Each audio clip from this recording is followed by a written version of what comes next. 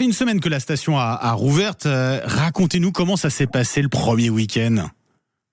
Écoutez, le premier week-end, on avait quand même pas mal de monde. Je vous le dis franchement, ça faisait plaisir de voir autant de monde revenir, comme vous l'avez dit, après 3 ans de fermeture quand même. On s'attendait, vu que le premier week-end est assez chargé en général, qu'il y ait beaucoup de monde, mais là, on a vraiment fait un carton plein, on peut le dire comme ça. Le samedi, on a à peu près au niveau de location du stock qu'on on a quasiment loué la moitié de ce qu'on avait, et le dimanche, on avait loué tout à part la moitié des snows qui nous restaient sur le magasin. Tous les skis étaient loués le dimanche. Oui, tous les skis. C'est incroyable.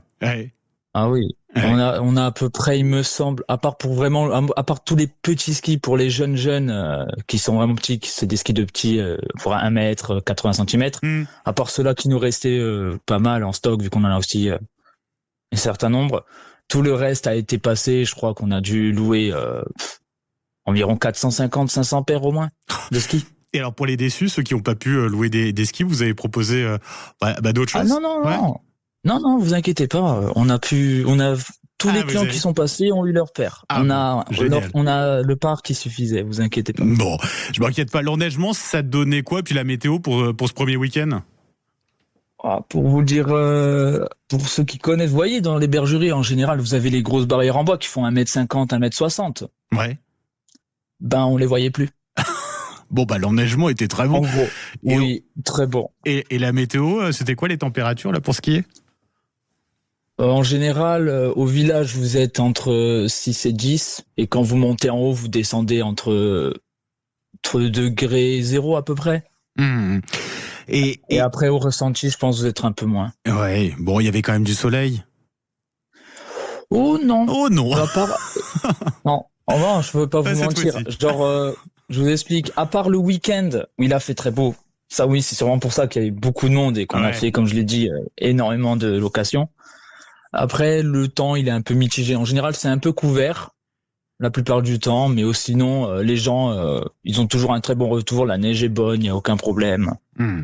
Et Kevin, je me mets à la place des auditeurs là qui nous écoutent. Oui. Ça peut sembler surprenant de parler de stations de ski comme ça en Corse. Alors, je crois qu'il y en a 2 autres sur l'île. Il y a 2 autres stations, je crois. Ouais.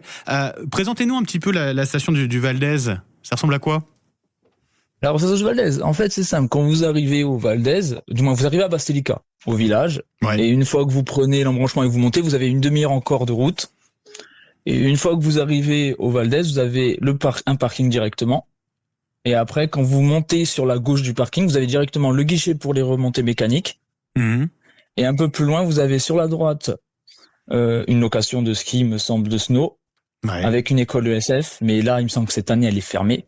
D'accord, école de ski, Et à gauche, vous avez juste au-dessus directement un chalet pour la nourriture.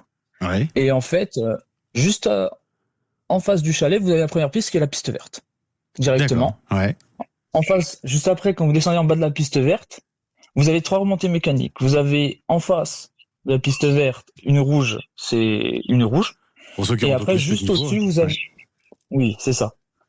Et après, juste à côté de la remontée mécanique de la piste verte, qui était la première pour descendre, vous avez la bleue. Et grâce à la bleue, quand vous montez la bleue, vous pouvez passer par derrière, normalement, et vous avez une autre piste rouge, au fond. Bon, merci pour le tour du propriétaire sur cette station. Après, ce qui est... Vous serez ouvert ce qui est un peu dommage... Oui, allez-y. Oui, allez-y. Non, allez-y vous. Non, je disais, donc là, on se rapproche des vacances d'hiver pour les enfants. Vous allez être ouvert donc pour les prochains jours, le week-end prochain, écoutez, nous, de base, tant que la station est ouverte, on est ouvert. Oui. Vu qu'on fait location ski snow, après, en plus, on fait luge et raquettes. Donc, même si la station ferme, normalement, on sera quand même ouvert un peu plus longtemps pour les gens qui veulent les raquettes et tout. Comme par exemple, la semaine dernière, il y a un groupe qui m'a déjà appelé pour réserver une 20aine de raquettes pour mars. S'il y a encore de la neige, ils vont monter, ils vont faire les sentiers, il n'y aura aucun problème. Il y a ça aussi. C'est vrai qu'elle a fermé donc pendant 3 ans cette station. On a le réchauffement climatique. Vous êtes particulièrement concerné en Corse. Est-ce qu'elle a de l'avenir véritablement cette station selon vous? Vous l'espérez? Oui, il vaut mieux. Attendez, parce que le problème, c'est que par exemple, je vous donne l'exemple d'une station de ski qui a été refaite. C'est du côté Corse du Nord, il me semble que ça s'appelle Asco. Ils ont tout refait avec les canons à neige et tout. Elle est fermée cette année. pour vous dire à peu près. Donc, ouais. Vous n'avez pas besoin de canon à neige là sur Valdez? Non, ils voulaient pas en mettre parce que ça pompait au niveau des sources et ça aurait pu polluer certaines sources. Il me semble qu'ils ont dit ça. Ouais. Donc ils ont préféré ne pas. Ils ont raison. Ouais. Ne pas en mettre.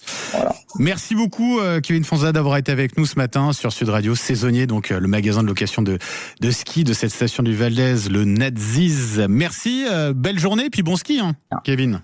Vous aussi, merci. Oui. Et une bonne journée. Merci beaucoup. Allez, au revoir. Au revoir.